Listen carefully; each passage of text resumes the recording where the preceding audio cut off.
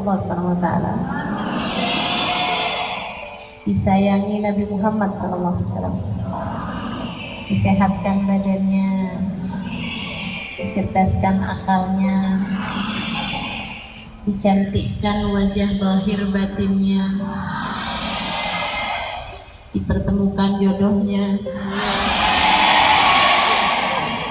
Habis itu yang bilang amin muka-mukanya anak umur 14 tahun, udah pengen kawin aja deh.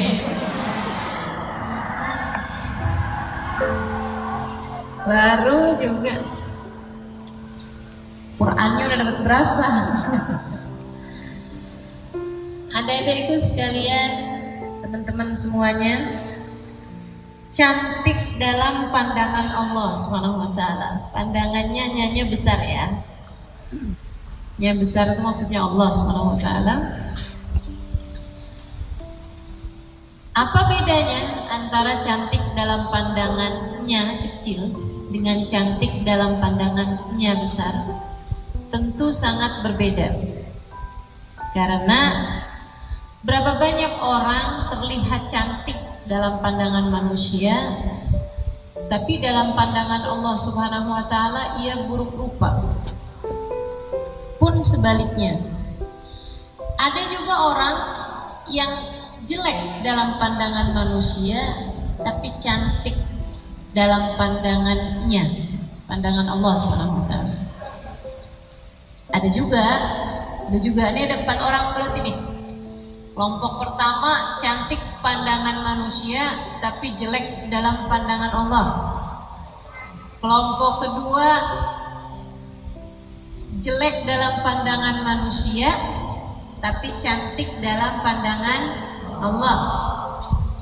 Kelompok ketiga jelek dalam pandangan manusia, jelek pula dalam pandangan Allah. Na'udzubillah min dzalik. Semoga di sini gak ada yang begitu. Amin. Yang cantik di sini cantik pula dalam pandangan Allah. Yang jelek di sini gak ada yang jelek. Gak ada yang jelek di sini ya. Saya lihatin semuanya cantik-cantik kok.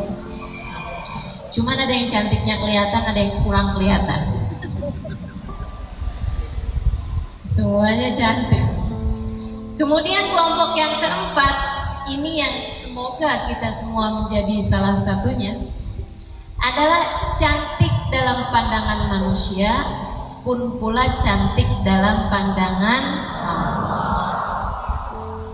Saya kasih contoh masing-masingnya. Cantik dalam pandangan manusia tapi jelek dalam pandangan Allah, namanya Ummu Jamil. Siapa tuh? Bininya Abu Lahab. Udah kenal?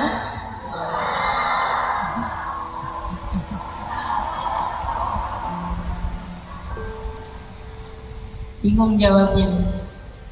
Kalau bilang udah, ditanyain kenalannya di mana? Gue bilang belum. Selama ini pelajarin apa aja? Ummu Jamil, adik-adik saudaraku sekalian, itu julukan untuk seorang perempuan yang dianggap sebagai ratu kecantikan kota Mekah. Artinya ibu, ratu, pimpinan. Sebagaimana pimpinan-pimpinan sesuatu biasanya memang disebut ibu kota, pimpinannya semua kota kan gitu. Nah ini ratunya, ibunya, Jamil kecantikan. Jadi ratu kecantikan, terkenal cantik, siapapun melihatnya akan tahu bahwa dia memang orang cantik. Adik-adik pernah dengar istilah cantik itu kan relatif? Sering ya? Saya pernah bilang itu juga, cantik itu kan relatif. Dijawab sama laki-laki, Cantik relatif itu kalau tidak sangat cantik. Tapi kalau sangat cantik semuanya sepakat. Sama, jelek juga relatif kalau tidak sangat jelek. Kalau udah jeleknya parah, alhamdulillah ya.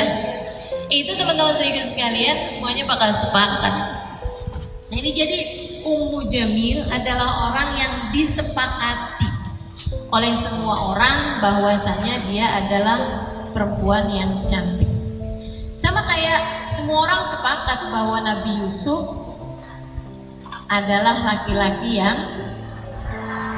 yang paling ganteng, yang paling cakep, semua sepakat. Nabi Muhammad cakep, semua sepakat. Gitu. Jadi nggak relatif lagi kalau udah menjadi sangat. Nah Ummu Jamil nih cantiknya kelewatan. Cantiknya pakai banget. Teman-teman sekalian, tapi yang cantik cuman rupa wajahnya aja. Hatinya tidak. Kita mudah-mudahan tidak seperti itu. Cantik rupa wajahnya aja, tapi hatinya dia biarkan busuk. Ketika turun firman Allah Subhanahu wa taala, tabbat yada abi lahabin wa tab, ma aghna anhu maluhu wa ma kasab, sayasla naran dzata lahab wa imra'atuhu hammalatul hatab fi jidha hablun. Celakalah engkau wahai Abu Lahab, sungguh-sungguh celaka. Tidak bermanfaat hartamu, tidak bermanfaat anakmu. Dia akan masuk, Abu Lahab ini akan masuk ke dalam api neraka yang berkobar-kobar sama bininya. Hammalatul hatab, tukang bawa kayu bakar, fi jidha hablum min masad, di lehernya ada tali yang mengikat. Teman-teman sekalian, Ummu Jamil adalah perempuan berkelas, bukan tukang bawa kayu bakar. Kamu jangan salah, Ummu Jamil itu kalau istilah perempuan zaman sekarang, kalangan sosialitanya Mekah, yang bawa tas branded gitu. Kalau istilah orang zaman sekarang, dari ujung rambut ke ujung kaki cantik semuanya, pakai pakaian yang terbaik karena memang salah satu dari orang-orang kaya yang ada di kota Mekah. Tapi Allah Subhanahu wa taala bilang hammalatul hatab. Waktu turun ayat itu masih belum ketahuan makna hammalatul hatab itu apa. Apalagi makna biji diha hablum min masad. Di lehernya ada tali yang mengikat. Teman-teman sekalian, waktu turun ayat itu, dan ayat ini turun di awal-awal kenabian, awal bi'tsah, awal Nabi Muhammad menyatakan dirinya sebagai seorang rasul. Nabi kumpulkan keluarganya Bani Hashim, Bani Muttalib. Nabi kemudian bilang, apakah apabila kalian aku beritakan bahwa di balik gunung ini akan keluar pasukan, akan keluar di balik gunung ini ada pasukan gitu yang akan menyerang kota Mekah. Amusotikia, kata Nabi, apakah kalian akan percaya sama saya? Katanya keluarganya, majarrabna minka kadziba, kami tidak pernah mendapatimu berbohong. Artinya kabar apapun yang kamu bawa pasti benar. Kata Nabi Muhammad, fa'ana mursalun min indillah, maka aku kabarkan kepada kalian bahwa aku adalah Rasulullah yang Allah utuskan kepada kalian. Semuanya lagi pada mikir, ini Muhammad ngaku jadi nabi, percaya apa nggak percaya? Mungkin apa nggak mungkin? Iya apa nggak iya? Masih lagi mikir, kecuali Abu Lahab. Oh dek, Abu Lahab langsung tunjuk tangan, ngomong sama Nabi kita Muhammad alaihi wasallam. Katanya Abu Lahab, ya Muhammad, tabban laka ya Muhammad, ali hadza jama'tana.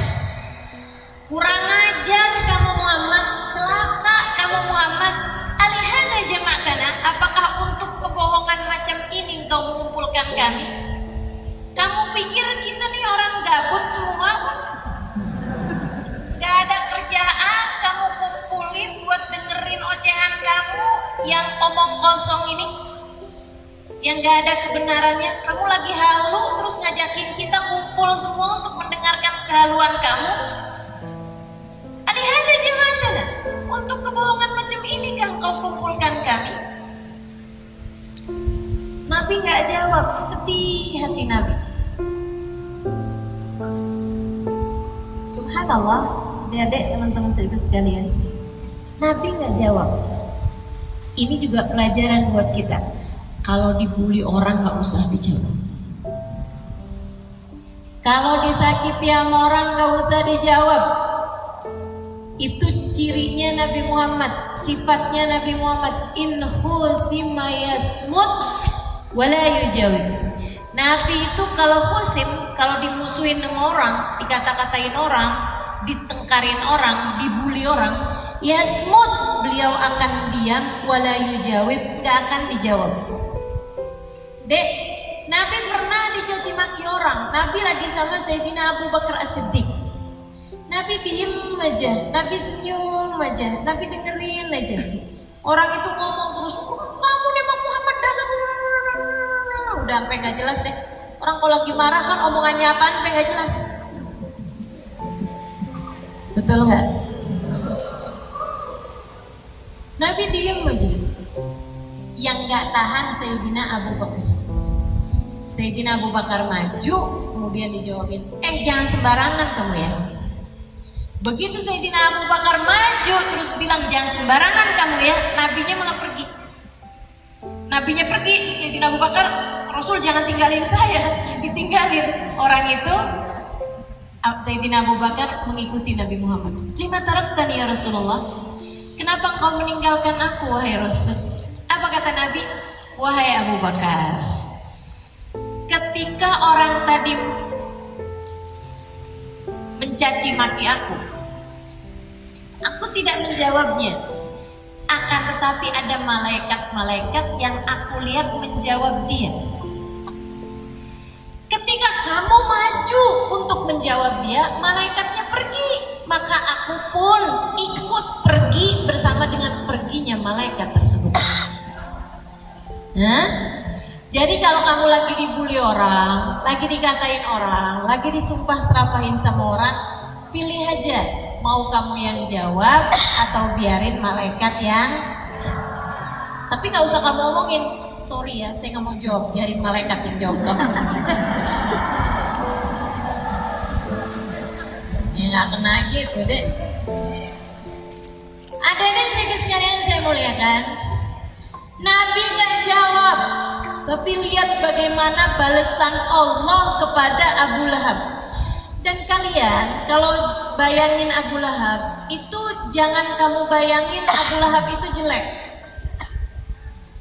Kamu salah kaprah. Abu Lahab ini termasuk dari kelompok orang yang pertama, yang cakep di mata manusia tapi jelek di mata, karena itu suami istri, dua-duanya sama-sama cakep. Makanya Abu Lahab itu deh, namanya bukan Abu Lahab aslinya, tapi orang semua menjulukinya dengan panggilan Abu Lahab. Kenapa? Li'anna wajhu yatalahab, karena wajahnya menyala-nyala.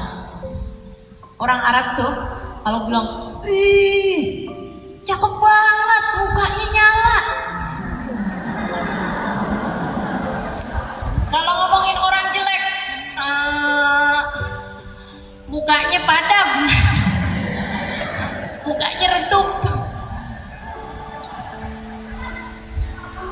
mukanya gelap.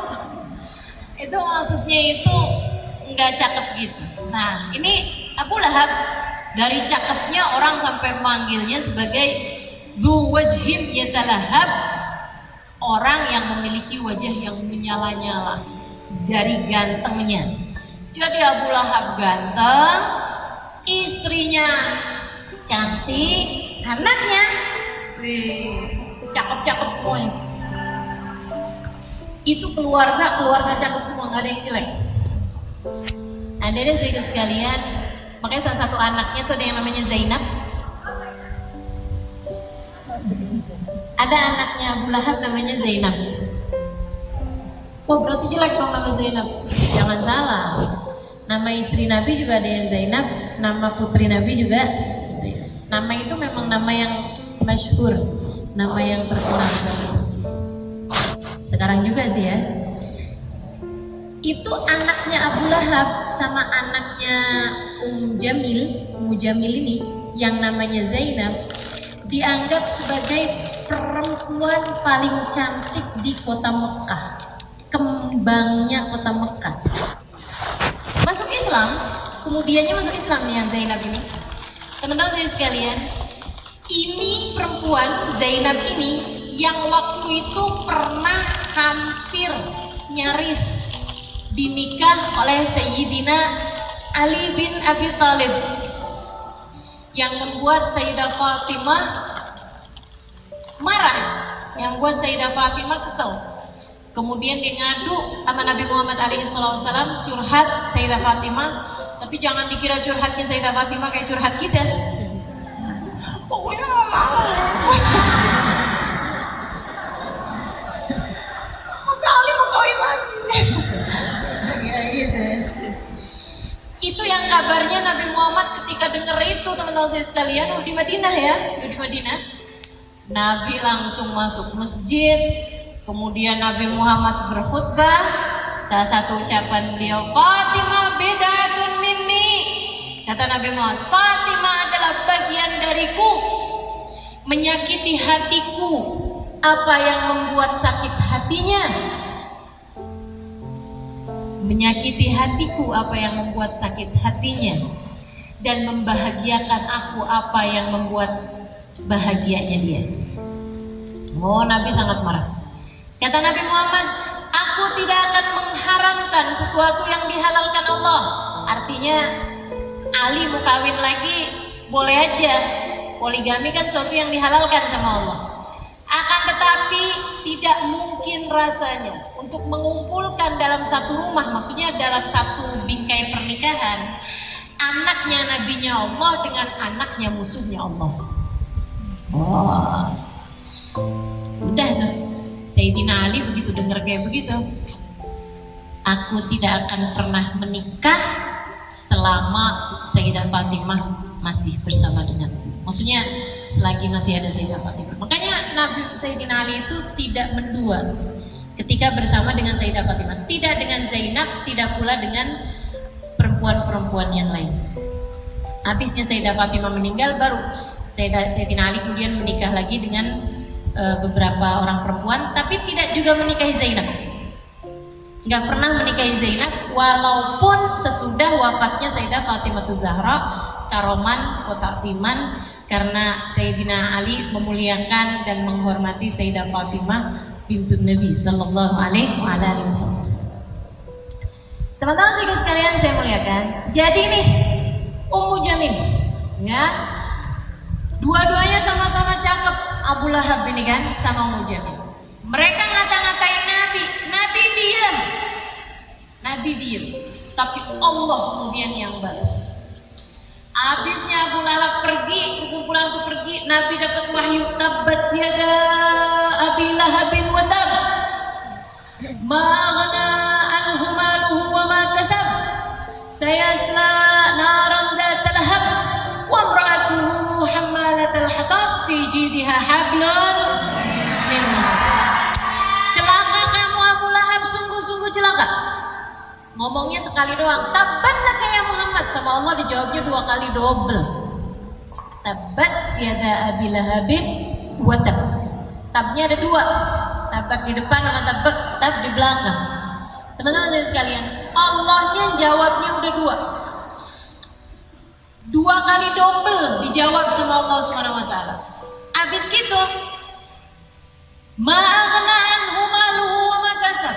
Enggak akan manfaat hartamu Abu Lahab. Kalau kamu ngerasa kaya sekarang ini, tapi kamu harus tahu hartamu enggak akan manfaat apa-apa. Wa ma kasab, dan anak-anakmu enggak akan manfaat apa-apa. Saya sadaran datal lahab, kamu akan masuk ke dalam api neraka yang berkobar-kobar. Wa imra'atuhu, bini kamu saudaraku sekalian, si Ummu Jamil, Hammalat al-Hatab, tukang bawa kayu bakar, fi jidha hablum min masad, di lehernya ada tali yang mengikat. Adik-adik saudaraku sekalian, ngomongnya sekali, Allah jawabnya double. Dia ngomong cuma nama Nabi Muhammadnya doang. Celaka kamu memang dasar Muhammad. Abu Lahab gak lagi ngomongin anak-anaknya Nabi. Abu Lahab gak lagi ngomongin istrinya Nabi Khadijah. Abu Lahab gak lagi ngomongin hartanya Nabi. Gak ada yang lagi diomongin kecuali Nabi Muhammadnya.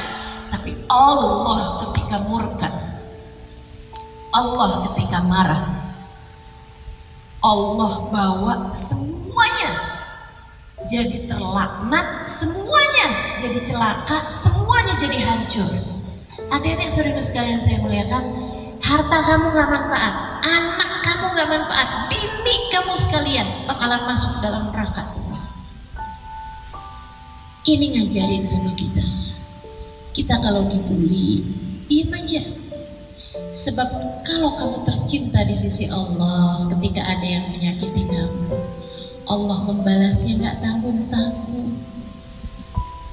Itu satu. Sama yang kedua, jangan berani bully orang.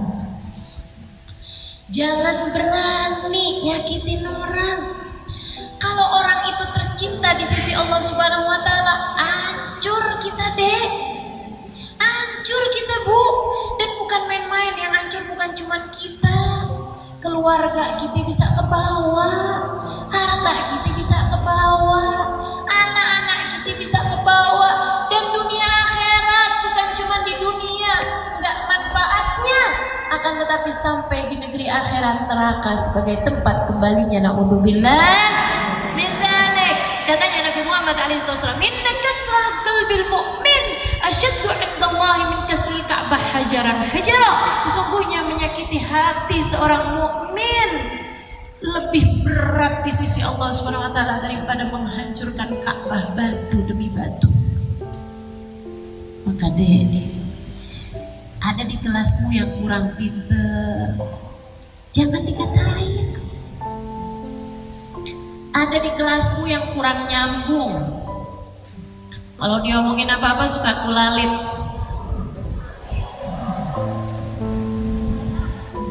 Suka delay, delaynya lama, yang lain udah pada ngerti, dia sendirian belum ngerti. Habis itu ketawanya paling belakangan.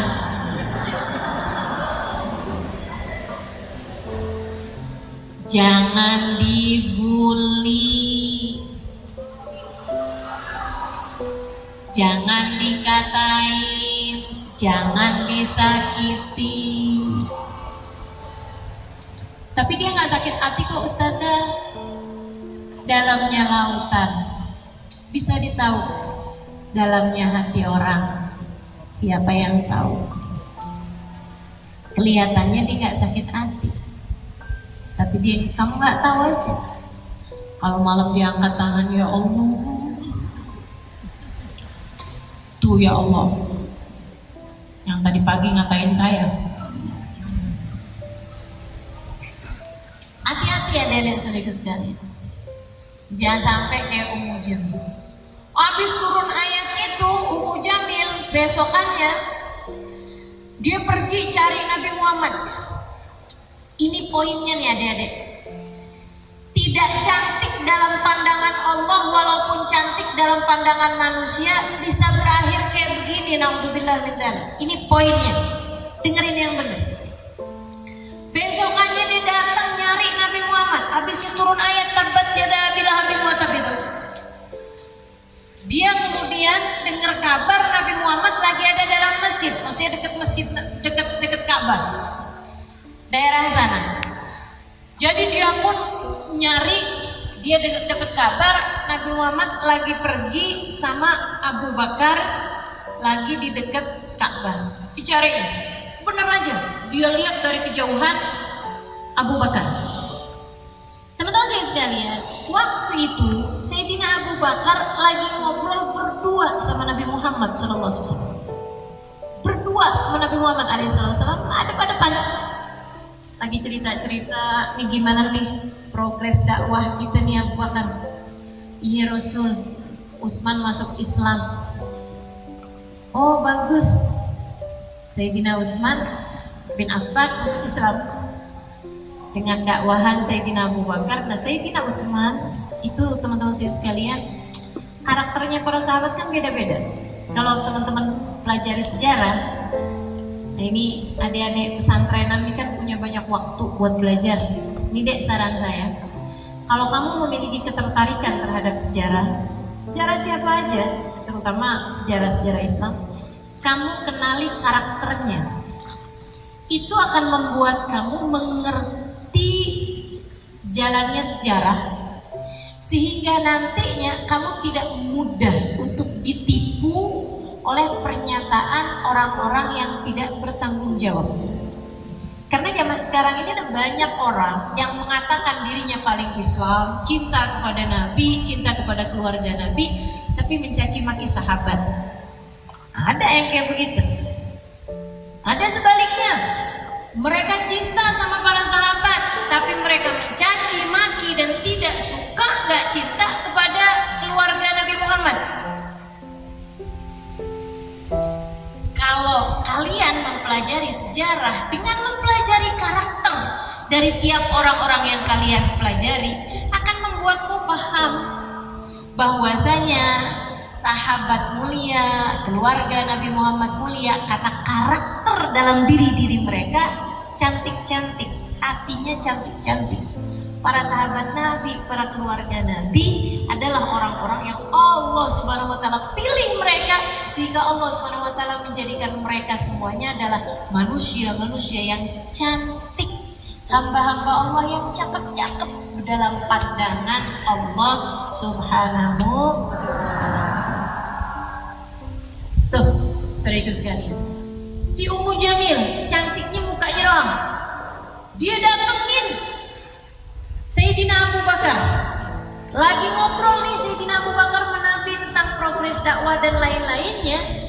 Ummu Jamil datang, cuman pandangannya mengarah kepada Sayyidina Abu Bakar aja, tidak mengarah kepada Nabi Muhammad. Padahal dia lagi nyari Nabi Muhammad. Dia datang ke situ bawa batu gede sebesar kepala orang. Batunya nih. Abu Bakar, di mana tuh teman kamu Muhammad? Sayyidina Abu Bakar kan bingung. Dia liatin Ummu Jamil, dia liatin Nabi Muhammad depan dia. Sayyidina Abu Bakar liatin lagi. Di mana tuh teman kamu Muhammad? Inni sami'tu annahu qad hajani. Saya dengar dia udah ngata-ngatain saya. Saya dengar dia katanya udah bawa syair, yahju itu ya, bawa syair yang menjelek-jelekan saya. Maksudnya ayat Al-Quran tadi itu, tabbat yada Abi Lahabin wa tab itu tadi. Dia bilang, kalau aku lihat dia wahai Abu Bakar, aku akan pukulkan kepalanya dengan batu ini. Sayyidina Abu Bakar yang lihat, cakep-cakep, psikopat.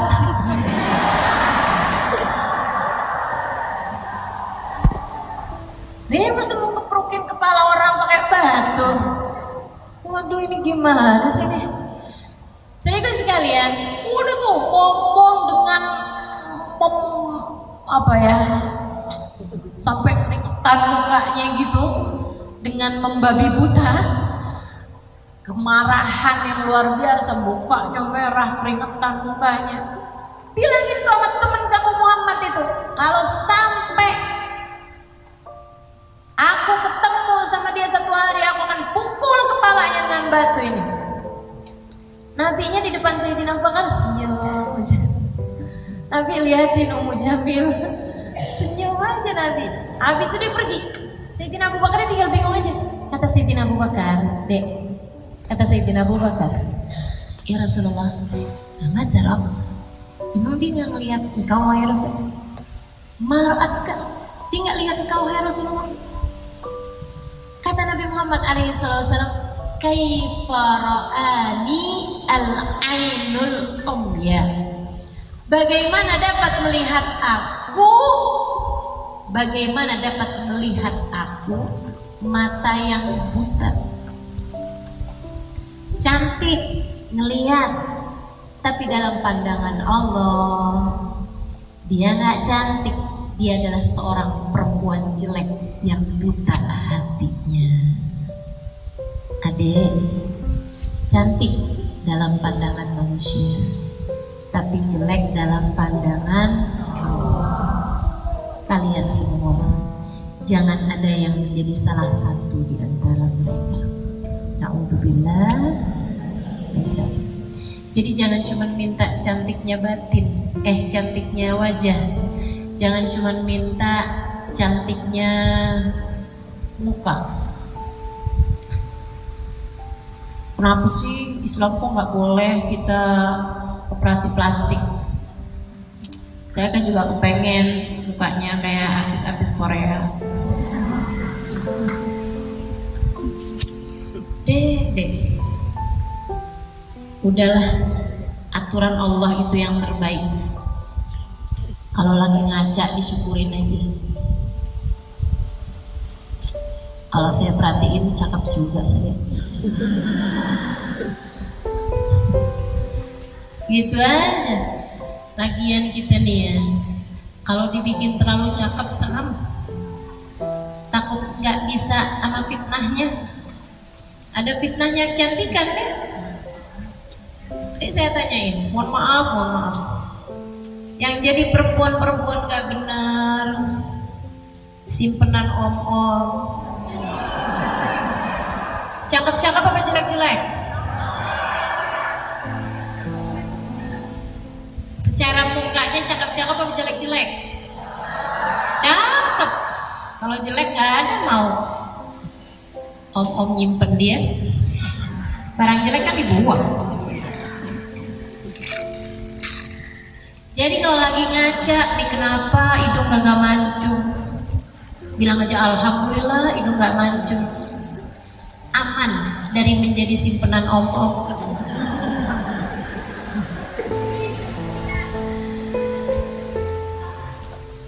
Alhamdulillah. Karena muka yang luar ini dek, tampilan kita yang luar ini udah gak bisa diperbaiki secara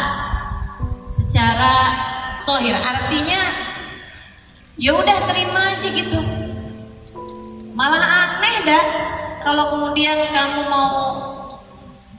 mau ubah-ubah gitu ya. Alisnya dikikir, tiap pagi ngebentukin alis, pas lagi sedih ada keluarganya yang meninggal, lupa sama urusan alis.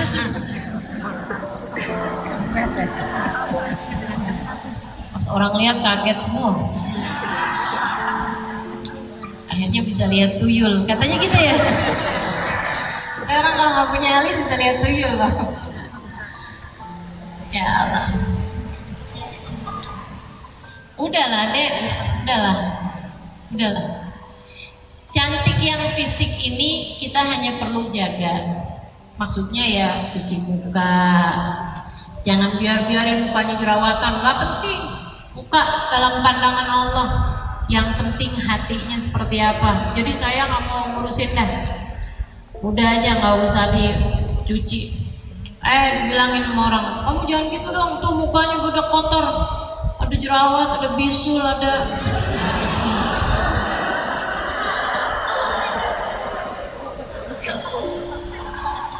Nggak gitu juga, kita rawat, kita jaga sebagai bentuk dari rasa syukur kepada Allah SWT. Alhamdulillah masih dikasih muka, ya enggak?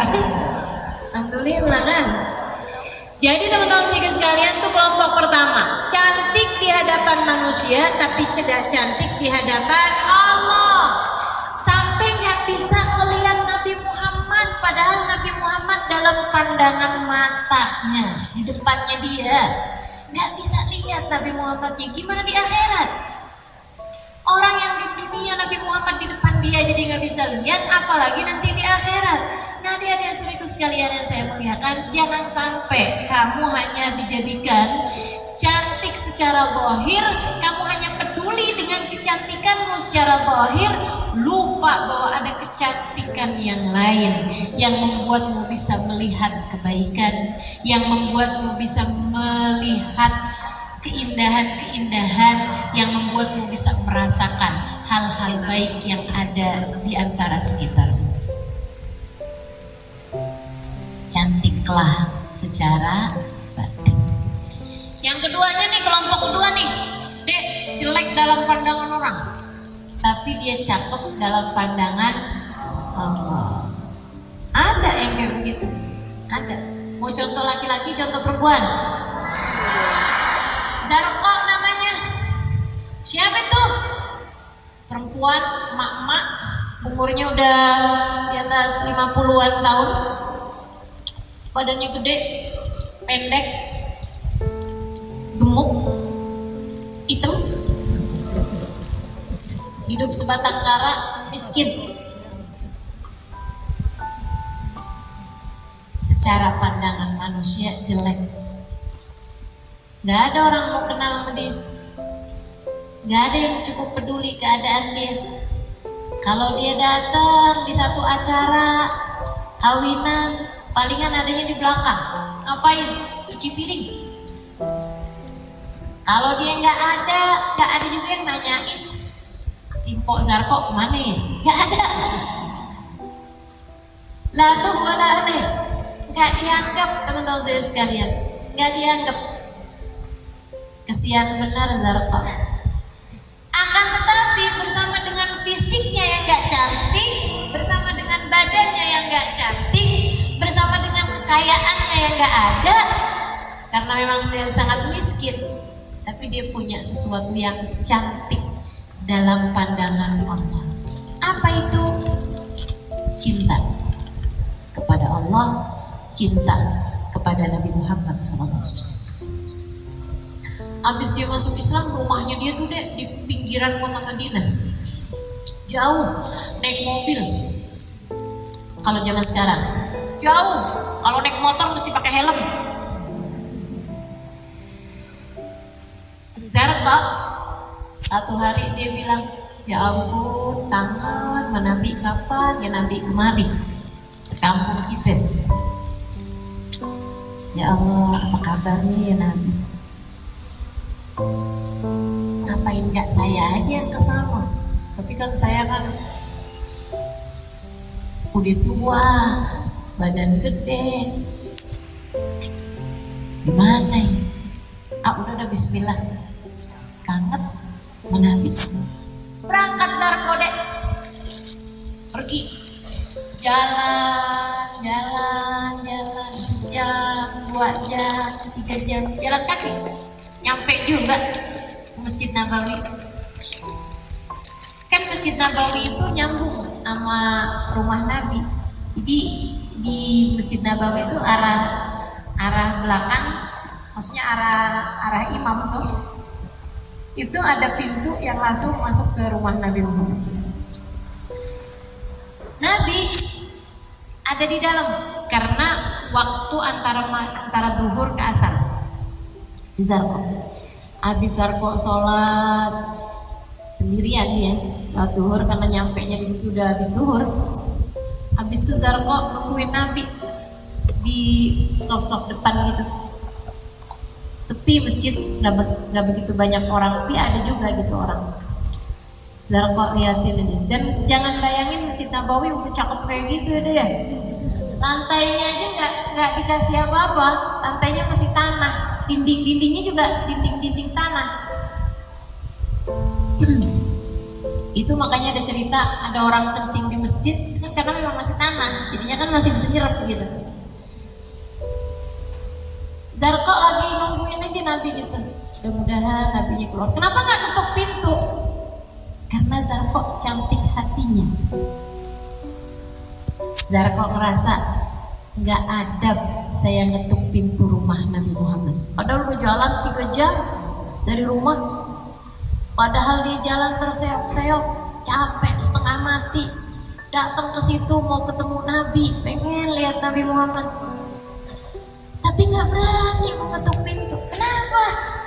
Hatinya cantik.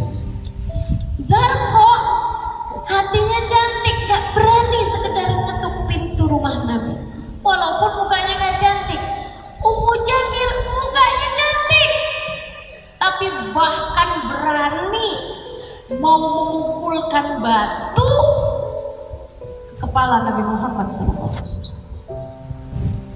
Kita lihat nih, hatimu cantik apa nggak cantik? Coba gimana mau orang? Lagi kesel-kesel nampar, berani nggak? Pengen nggak? Berani nggak? Nggak. Pengen nggak? Nggak. Ya Allah. Zarqa sekedar ketuk pintu rumah Nabi nggak berani. Cantik hatinya, akhlak. Dia punya kecantikan hati, punya kecantikan akhlak, kecantikan budi pekerti. Lagi nungguin Nabi kayak begitu, kelihatan ada sampah di masjid, ada kotoran nempel di dinding. Oh ya Allah, mulai Zarqa bersih-bersihin, sapu-sapu Zarqa. Lagi tengahan Zarqa mulai sibuk nyapu, tahu-taunya ada yang melintas di samping Zarqa. Assalamualaikum warahmatullahi wabarakatuh. Waalaikumsalam warahmatullahi wabarakatuh. Nabi Muhammad. Aduh, Zarqa deg-degan. Aduh, Zarqa rasanya luar biasa. Bukan naksir secara laki-laki perempuan naksir sama laki-laki gitu, bukan yang gimana ya kalau saya dikawin sama Nabi, gak gitu. Deg-degannya Zarqa deg-degan iman, deg-degannya Zarqa deg-degan cinta karena Nabi Muhammad adalah seorang Rasul, seorang utusan Allah Subhanahu wa Ta'ala yang membawakan wahyu. Deg-degannya Zarqa karena bertemu dengan seseorang yang akan dapat menuntun Zarqa menuju surganya. Ini deg-degannya Zarqa nih, teman-teman sekalian saya muliakan. Jadi Zarqa deg-degan. Nabi kemudian nanya, apa yang sedang kamu lakukan di sini?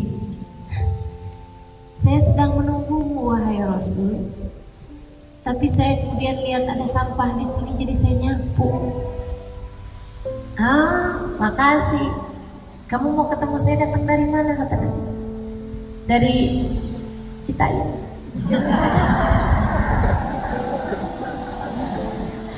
Dari kampung lah yang pasti. Teman-teman sekalian, Nabi kemudian nanyain, siapa namamu, Bu? Zarqa, Rasul.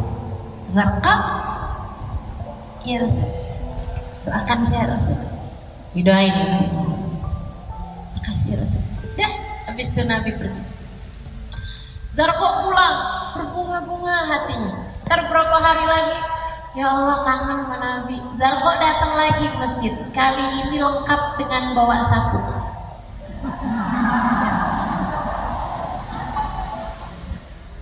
Niatnya mau khidmah kepada Nabi Muhammad, khidmah kepada masjid, khidmah kepada Nabi, khidmah kepada Islam.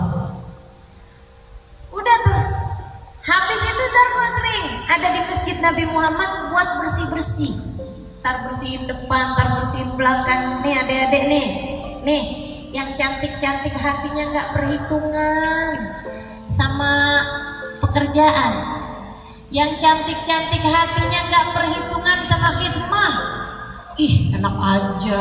Yang disebut kenapa sih dia doang, padahal kan saya yang banyak kerjanya. Gak ada. Orang yang cantik hatinya gak gitu. Mereka akan ringan berkhidmah. Nyumbang sana, nyumbang sini, gak kepengenan namanya disebut.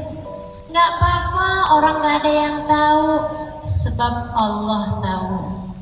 Sebab Rasulullah tahu. Wa qul i'malu, kata Allah dalam Al-Quran, fasayarallahu amalakum wa rasuluh. Berbuatlah kalian, niscaya perbuatan kalian akan diketahui oleh Allah dan Rasulnya. Rasulullah tahu. Dek, Rasulullah tahu. Di saat kamu bangun malam-malam, kemudian menghafalkan Al-Quran, mempelajari hadis Nabi, beristighfar, berdoa, gak ada yang tahu, Allah tahu. Di saat teman-teman yang lain udah pada pulang, kamu masih rapi-rapiin ruangan, kamu masih bersih-bersihin, walaupun bukan jadwal tiket kamu, gak ada yang tahu. Atau ada yang tahu pun juga gak peduli, tapi Allah tahu dan Allah peduli. Nabi Muhammad tahu dan Nabi Muhammad peduli. Teman-teman sekalian saya muliakan, tuh Zarqa kadang-kadang ketemu sama Nabi, kadang-kadang gak ketemu sama Nabi. Kadang-kadang disapa sama Nabi, kadang-kadang gak disapa sama Nabi. Kadang-kadang gak lihat Nabi Muhammad, kadang-kadang Zarqa bisa lihat Nabi Muhammad.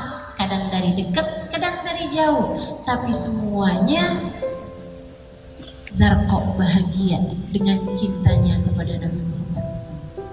Dek, satu waktu lama Nabi gak ketemu masih Zarqa.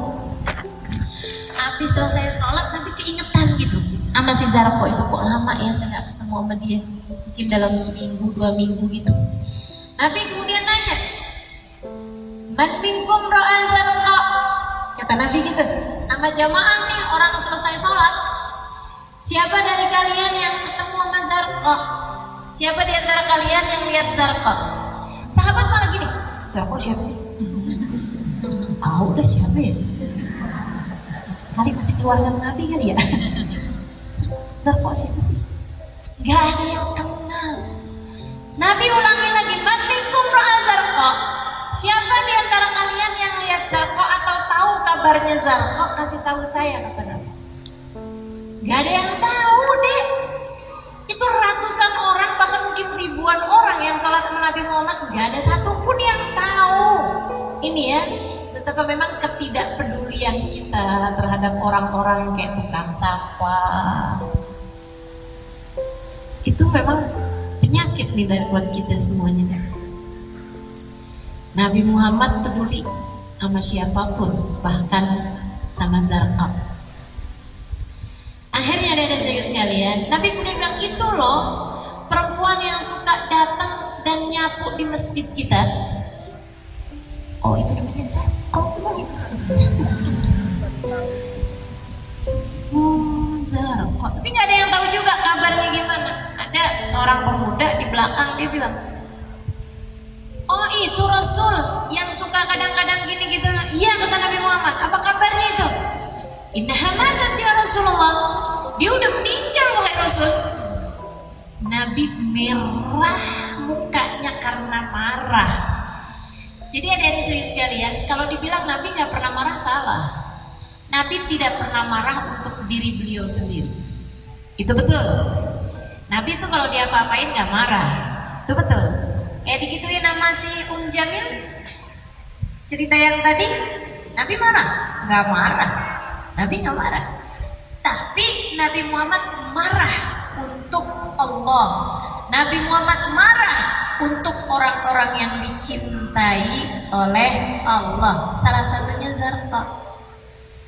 Nabi tahu Zarqa dicinta di sisi Allah, Zarqa cantik dalam pandangan Allah, sehingga ketika orang semua nggak ada yang peduli sama Zarqa, Nabi marah. Kata Nabi Muhammad, "Halla tukhbiruni hatta usalli 'alaiha?" Kenapa waktu kamu tahu Zarqa meninggal dunia, kamu nggak kasih tahu saya? Saya mau datang nyolatin Zarqa, kata Nabi. Dia nunduk, sahabat ini tadi, pemuda ini, terus dia bilang, "Adirni ya Rasulullah, maafkan aku Rasul. Aku tidak memberitahumu karena satu, aku nggak tahu. Satu, rumahnya jauh wahai Rasul, di kampung sebelah. Maksudnya di kampung lain gitu, bukan di kota Madinah. Jalan 2 jam, 3 jam, kan kayaknya repotin banget gitu. Kalau ngasih tahu Nabi." Dia bilang, satu, rumahnya jauh. Yang kedua, maafkan aku Rasul, aku tidak tahu kok kau mengenalnya. Masuk di akal juga. Dan Nabi menerima alasan. Teman-teman saya sekalian, ini Nabi karena hatinya baik, jadi Nabi itu menerima alasan orang. Ya masuk akal juga kan alasan. Nabi nggak kemudian, ya tapi kan seharusnya kamu ngasih tahu aku. Gak gitu.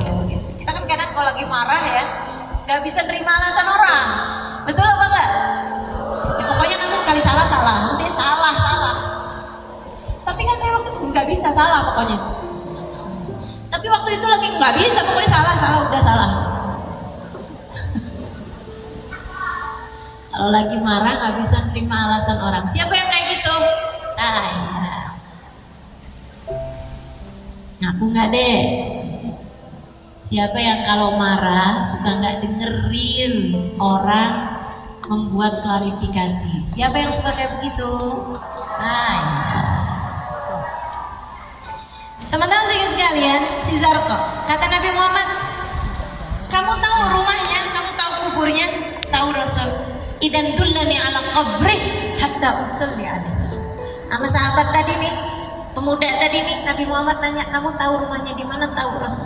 Kalau gitu tunjukin saya dah rumahnya dia di mana, jadi saya bisa nyolat kuburnya dia di mana, jadi saya bisa nyolatin dia di depan kubur. Baik Rasul. Nabi jalan sama pemuda ini, sahabat udah ngikut. Berapa sahabat yang ngikut? Banyak banget sahabat udah ngikut. Sampai Nabi ngelewatin kampung, orang udah nanya, Nabi mau kemana sih? Mau nyolatin Zarqa. Oh gitu. Udah ikut ya. Jadi rombongan. Nabi jalan dari Madinah, udah berapa ratus orang yang ikut, kemudian lewatin kampung, orang sekampung pada ikut, lewatin kampung berikutnya orang sekampung pada ikut, ribuan orang pergi buat mensolati Zarqa. Siapa Zarqa? Bukan siapa-siapa, nobody. Bukan siapa-siapa, la syai. Bukan siapa-siapa. Akan tetapi dia adalah seseorang yang cantik dalam pandangan Allah. Hatinya cantik karena punya cinta kepada Nabi, cinta kepada Allah, berkhidmah kepada agama Nabi Muhammad. Sehingga Nabi pun berjalan berpuluh-puluh kilometer hanya untuk mensolati Zarqa. Kalau kamu cantik kayak begitu, kalau kamu cantik dalam pandangan Allah seperti itu, dibelain kamu sama Nabi Muhammad, dibelain kamu sama orang-orang mulia di sisinya. Para wali-wali bakal belain kamu, orang-orang mulia bakal mendoakan kamu. Selagi kamu cantik dalam pandangan Allah. Di depan makamnya Zarqa, Nabi Muhammad, Allahu Akbar, ribuan orang-orang di belakang Nabi Muhammad. Allahu Akbar, baca Fatihah. Allahu Akbar, baca salawat. Allahu Akbar, baca doa, mendoain Zarqa. Ribuan orang dipimpin oleh Nabi besar Muhammad. Kalau kamu cantik dalam pandangan Allah, meskipun kamu buruk rupa dalam pandangan manusia, kamu akan dicari sama Nabi Muhammad sebagaimana Zarqa dicari sama Nabi Muhammad. Adikku sayang, meskipun kamu dianggap bukan sesiapa oleh temenmu, meskipun kamu dianggap bukan sesiapa oleh gurumu, meskipun kamu dianggap bukan sesiapa oleh tetanggamu, bahkan oleh keluargamu sendiri, akan tetapi jika kamu cantik dalam pandangan Allah, hatimu cantik dalam pandangan Nabi Muhammad SAW, kelak kamu akan dicari sama Nabi Muhammad. Nabi akan mencarimu. Di mana hatimu? Di mana Siti Fatimah? Di mana ini? Dicari sama Nabi Muhammad. Gak hanya di sini deh, tapi nanti di hari akhirat. Di saat manusia semuanya ketakutan, di Di saat gak ada yang bisa memberi pertolongan, Nabi akan memastikanmu sudah berada di dalam rombongan. Kamu tidak akan ditinggalkan sama Nabi Muhammad selagi kamu cantik dalam pandangan Allah. Yuk, yang dikejar jangan cuma cantik dunia aja. Nah yuk, yang dipikirin jangan cuma cantiknya wajah aja. Yuk, belajar biar jadi cantik dalam pandangan. Nomor 3, jelek dalam pandangan manusia, jelek pula dalam pandangan Allah. Kayak siapa nih? Kayak bininya Nabi Lut. Tahu siapa namanya? Ulut. Kayak bininya Nabi Nuh. Tahu siapa namanya?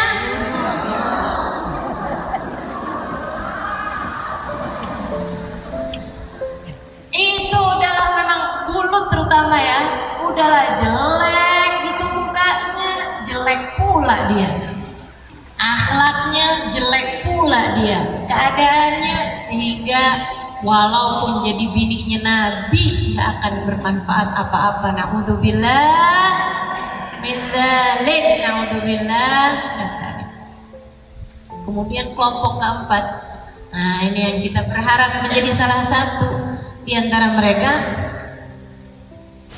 Kelompok terakhir deh, cantik dalam pandangan Allah, cantik pula dalam pandangan manusia.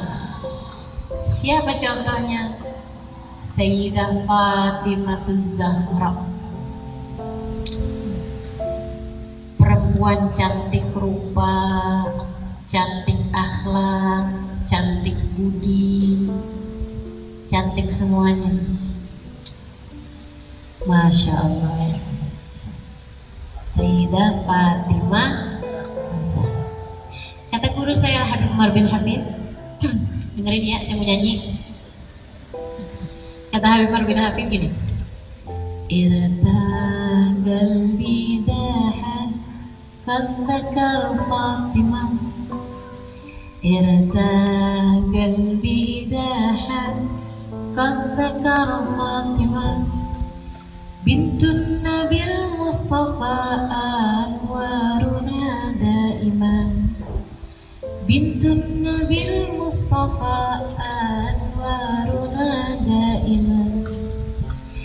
Irtah gelbi, hati saya tenang, hati saya rileks.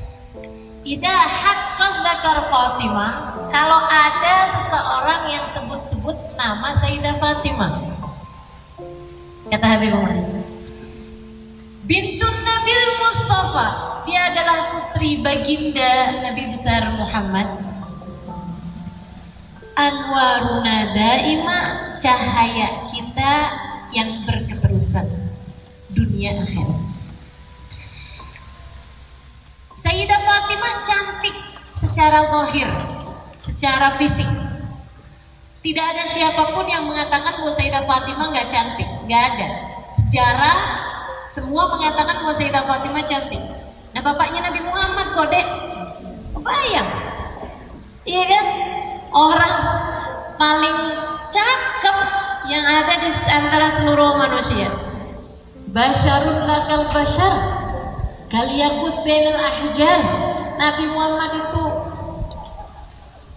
manusia tapi gak kayak manusia, kayak batu permata di antara batu kerikil.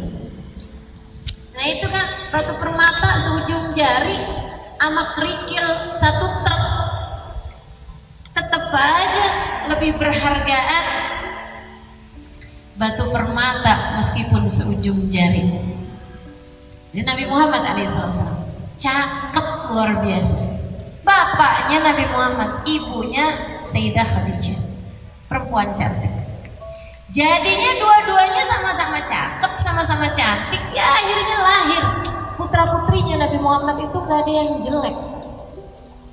Terutamanya perempuan agung, manusia mulia yang seperti tadi saya sampaikan waktu cerita tentang siapa tadi, Jamil.